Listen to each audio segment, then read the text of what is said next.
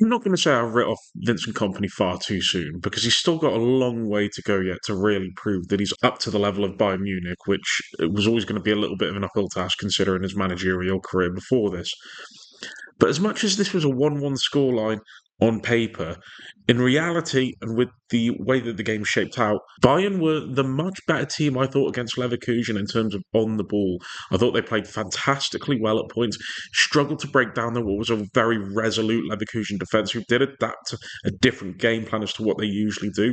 They usually are high pressing, aggressive, man to man outfit and trying to win the ball back.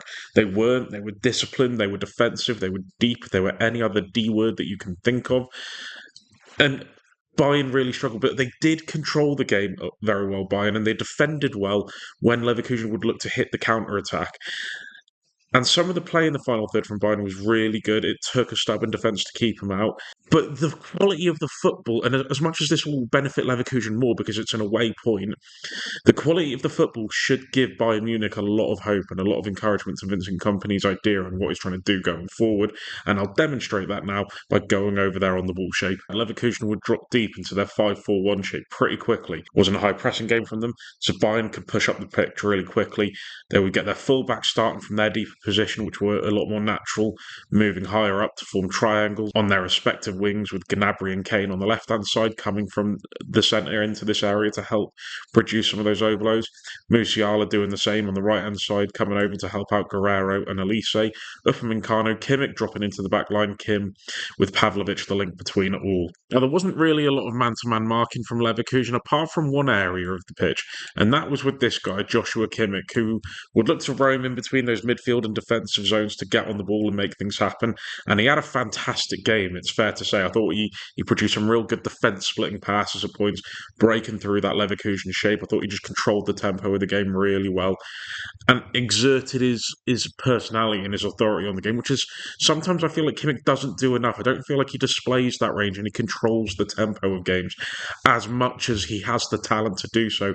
I feel like sometimes with his passing and his quality on the ball, he's a bit too safe. He's a bit too easy option at points, in my personal opinion. People may disagree with that, and I'm not going to pretend to watch every Bayern Munich game, but sometimes I just always feel like he's on the periphery of games as opposed to getting on the ball and really making things happen, really pulling strings, because he's absolutely got the ability to do so. And Florian Wirtz would come in from a sort of left wing position to mark Kimmich in here and prevent him from getting on the ball and really making things tick, which was a struggle, and he couldn't get close to him at points, and it really didn't limit Kimmich's ability to play at all. The issue was, though, is this then left that right half space and that entire right hand side free, as the rest of the team would mark zonally and mark within their shape and just stay disciplined. So the ball could come over here, not just from Kimmich, but from either of the back two. Kim or Upamecano could play the ball over here, and Guerrero could have space. And there are occasions where Hincapié or Grimaldo couldn't commit because they were getting pinned back by Elise and Musiala in these positions, who would prevent them from engaging. Xhaka would come across really well though, and so would Robert Andrich coming across into these areas really well to mop it up. Wirtz could drop in pretty quickly. It was a really responsible performance from Leverkusen. Whenever they got opened up, they would adapt and they would be aggressive and closing off the space quick. And as much as at points that Andrich and Xhaka were left a bit sort of two in the midfield at points, which you can easily be outnumbered when you deal with that type of system, they were really good and really efficient in just mopping up space in front of that back line, just mopping up any loose balls and just making sure that there was a degree of protection, keeping that back five safe. And sometimes you'd get a lot of rotations on that right-hand side with Guerrero and Elise, so it wouldn't necessarily just be Guerrero in this position. It would maybe be Elise coming up here into this area, dragging Grimaldo up, potentially Hincapié coming across, getting caught in between Musiala and Guerrero. But to be fair, Hincapié did a really good job of if there was room to do so, if maybe Musiala had come in a little bit too deep, if maybe Musiala had come in deep and he wasn't a factor for Hincapié anymore, he would then come up and engage with Guerrero if he got on the ball and tried to drive it forward, forcing him to make a sideways or a safer pass to prevent him from getting on. And Hincapié was aggressive every time, and Xhaka and Andrich again did well at covering that just to make sure he had the freedom to go and press. Sometimes you'd also get Kane coming across to provide an overload. And as well, one thing I thought Pavlovic did really well is if they needed to quickly transfer it from this side, if they weren't getting the luck to play through it down this side, he could just make that little movement in here, provide a little central option. He could get on the ball and then quickly rotate it from side to side. Very, very comfortable and confident performer, Pavlovic. And while there was rotations on that right-hand side, on the left-hand side, there wasn't as much. Gnabry would look to stay on the shoulder of the last defender, looking for sort of balls in behind, getting it off, making some out-to-in runs into the box to get into good goal scoring or goal creating opportunities. Kane as well would come in between the centre forward position and tucking out into this area a little bit, focusing on the left-hand side of Bayern Munich's build-up. Tar would typically look to engage with him because he's got a lot more physicality. Tapsoba would then move across to Gnabry because he's got a bit of athleticism to cover those runs, and it gave Frimpong the opportunity to move up with Alphonso Davies, who gave him a good battle. They both match each other pretty well in terms of their athletic capabilities, both very quick and can keep up with those wide overlapping runs that Davis would offer. And that space would be created if Gnabry pulled inside and pushed Tapsoba in a little bit more narrow. Davies could look to get in the ball behind here, but to be fair, Frimpong's starting position was always good. He always limited the space in behind, and Bayern just couldn't really create down that side. The only real negative you could say about this performance was Harry Kane didn't see enough of the ball in these central areas. He could come in a little bit deeper to get on the ball. He could come in alongside Pavlovic to get the ball in these areas and help progress it forward. Musiala could do the same, coming in alongside here, creating a bit of a sort of 3-3-4 as Guerrero and Elise would push up to create the width on the right-hand side, Gnabry and Davis on the left.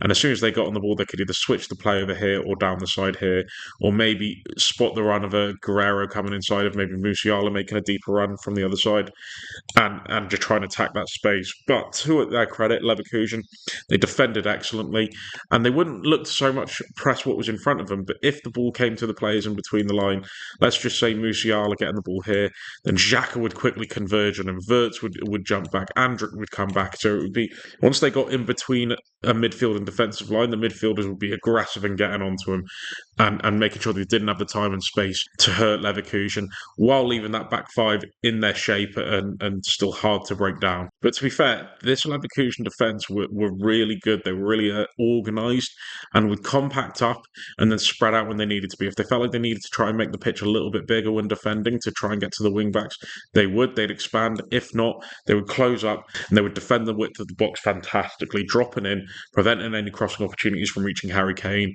or whoever. And it was just a real solid performance from Leverkusen. But Munich played some really good football, couldn't really penetrate the box that much. As I say, Kane not getting overly involved as much as there was that quality play. A fantastic goal from Pavlovic gave Bayern Munich the equaliser and it set them on their way to getting a point when you can argue they should have done more. But how did Leverkusen play?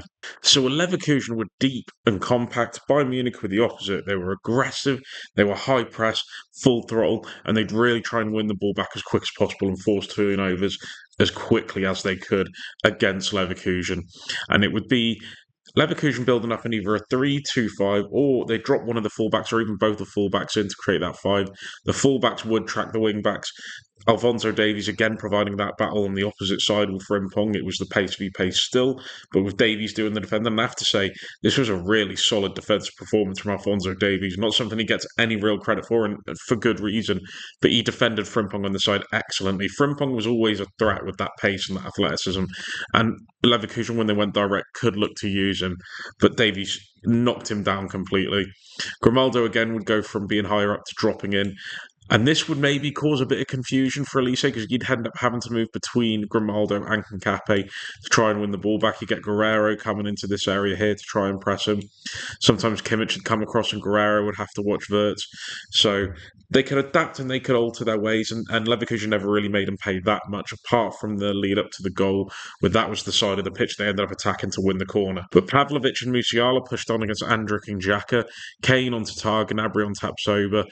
And again, aggressive, trying to win the ball back as quick as possible. And it didn't really give Leverkusen any time to get on the ball and turn. And to be fair, the gap between that back 5-6 and the front four was big. There was a lot of space in the midfield. I mean, yes, you could find a player in space with the way that Bayern played if he managed to make that sudden movement and receive the ball. But then it was hard to go from back to front to get the ball up there as quickly as possible and efficiently as possible because there wasn't that link between the two. So Leverkusen were forced forced into go along a lot, and it was generally going along towards Boniface, who had a really good battle with Upamecano, and Upamecano defended him fantastically. The man-to-man aspect was still going on this high up the pitch, and Boniface just really struggled to get a foothold on the game. Upamecano won his aerial duels well. He came out of the game with no mistakes, and I thought he produced a real solid defensive performance. Wirtz didn't really get any time and space to create that we know he can, and thread some of those passes through and just cause issues in the defensive third for Bayern Munich. Kim would engage on Terrier as well if it need be. Leverkusen would never really attack down the right, so to be fair, Terrier never really got too much of the ball. But again, Kim and Upamecano would be ready to aggress, ready to win that ball back. Kimmich would follow Wirtz into certain areas and would mark him really well, and Wirtz didn't really do enough to get on the ball and create around him. And as I say, it was just aimless long balls from the back up to that Bayer Leverkusen attack that just ultimately resulted in nothing a lot of the time. So there was a few transitional opportunities for Leverkusen, but Bayern Munich's press kept them where they wanted them to, forced them long when they needed to, and Bayern could win those duels because of Upamecano and Kim are very good aerial centre-backs. Good protection from the midfield three as well, and their pressing and their recovery into positions when needed. So full credit, fantastic defensive performance from Bayern Munich. Aggressive, brave, but that's what you want to see in football. But full credit to Leverkusen, they were resilient, and Xabi Alonso showed a level to adapt, and they had to, because the way they've been conceding goals in games, he couldn't risk that happening again, because if he'd have allowed that to happen, and the way that Bayern have played this season so far, there's not a chance that, for me, Leverkusen would have outscored Bayern. Then I don't think their attacking was on the same level as some of the players that Bayern had playing for them. So, full credit, he adapted, he shut up shop a little bit, and just reduced the space for Bayern Munich to play in, and really hurt him. And you've got to give credit for that, as much as sometimes it may not make for the most entertaining game. You have to credit the intention and the fact he's trying to fix an issue that has existed in this Leverkusen team. So you can't hate that at all. So interesting for Kompany. Again, not the 3 points, but he can build on this. This is something that produced a really balanced performance, which is something he's not always been credited for. Namely from me. I'll hold my hands up to that. But approached this well, aggressive, brave, just didn't get that goal that they deserved a bit. Again, needed to get Kane in the game more. That was the one real letdown. But I'd love to know what you guys think. Bayern fans, tell me what you thought of the game. Leverkusen fans, tell me what you thought of the game. Like the video if you liked it. Dislike it if you disliked the video. Comment down below and tell me why either way. And subscribe if you want to see more. Cheers, lads. In a bit.